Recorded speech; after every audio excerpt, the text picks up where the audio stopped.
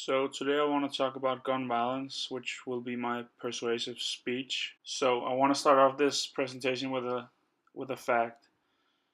9 children get shot every day by accident due to a firearm.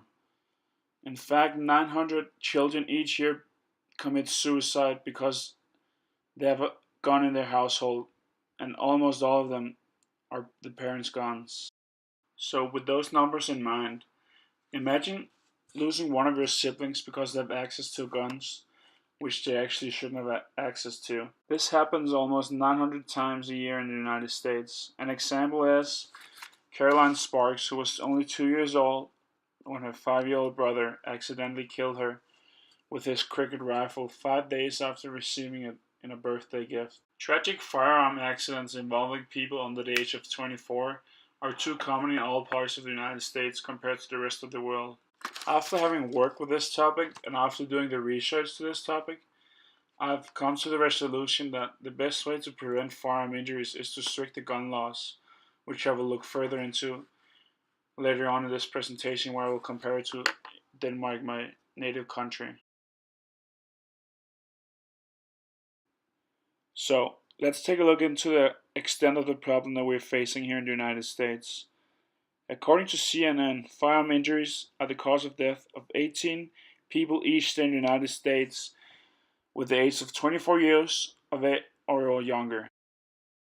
Furthermore, if you look into USA Today, 21% of individuals killed by guns in 2014 were between 15 and 24 years of age, totaling more than 6,500 deaths a year, almost 1/3 of full-time students on UTEP.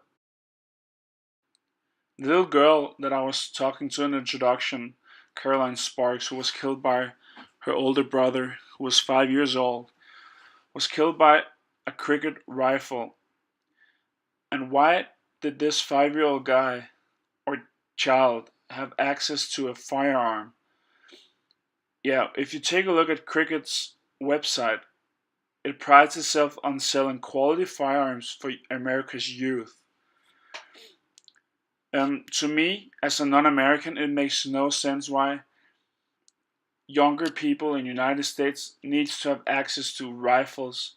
Because if you're 5 years old, you don't have the responsibility of anything, and you almost can't take care of yourself. So why should you have such a dangerous weapon that are yours? To me, the biggest cause of this problem is the accessibility to guns.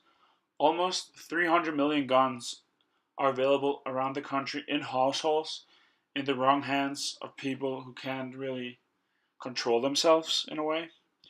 And to me, there is a bit of a paradox here. People are buying guns in order to protect themselves. However, what are they protecting themselves for? In my opinion, they're just protecting themselves from other people with guns. And when people look into guns and how they're protecting themselves, in most cases, you're not even able to protect yourself before someone either accidentally or on purpose pulled the trigger before you did and even thought about doing it. So, to me, again, as a non American, I don't really get that I'm having a gun to protect myself and the same other person next to me ish. Another thing that I think is playing a huge role over here is the economy that is related to selling guns for the big industry here in the United States, which it surely is. I mean, imagine if buying guns would almost be impossible, or at least just much more difficult than it was now, with background checks going on all the time. A whole industry would potentially shut down, and lots of company would, potentially go bankrupt if they weren't to sell as much as they do now. So I bet economy has like a great voice in this debate over here, a voice that, again, as a non-American, I'm not used to seeing on this perspective, but when I think about it, I can kind of relate to it. So to find solutions on this ongoing problem, I've been looked into Canada and Denmark as two countries that have stricter gun control, And then I've been comparing America with Denmark, where I'm from.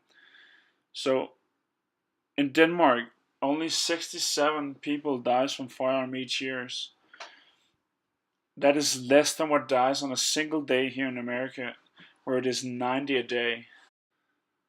But what do I see as Denmark doing differently than America? I believe that it's the spirit that we have in Denmark that makes this a non-problem compared to over here.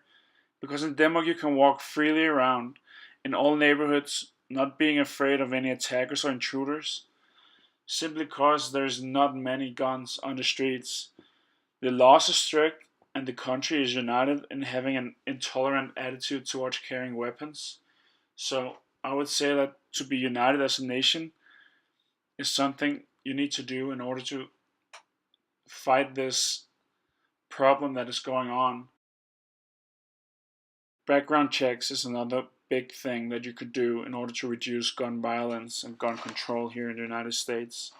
Whether you love or hate guns, you probably would appreciate that there's not thousands of guns being sold every day without background checks. Just like there should not be two lines when you get on an airplane, one with security and one without it. I mean, think about it. It's so dangerous to have it. So why wouldn't you do it like carefully and check everyone who wants it to see if they qualify for it, and if they do, fair enough, they'll keep it. So as a closing statement, I mean, you can see that guns in the US is one of the most controversial issues that you can even discuss over here, because everyone have like an opinion on this issue, and it's something that divides the country. My standpoint, however, will always be the same, that guns shouldn't be available for anyone as it is right now. Too many guns in wrong people's hands make guns an hurtful asset to the society, and it does not make a home safer, because eventually everyone has a gun. So instead, it takes like children's lives because the accessibility to these guns are too high within households. And I only used like the 5-year-old boy who killed the 2-year-old sister to emphasize this, because that is something that never would happen in Denmark, but it happens over here only because that they have access to guns even though they shouldn't have.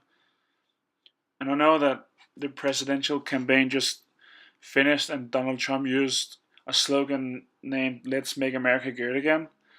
I would say let's make America safe again. That's way more important, because a lot of people are losing their lives because of this.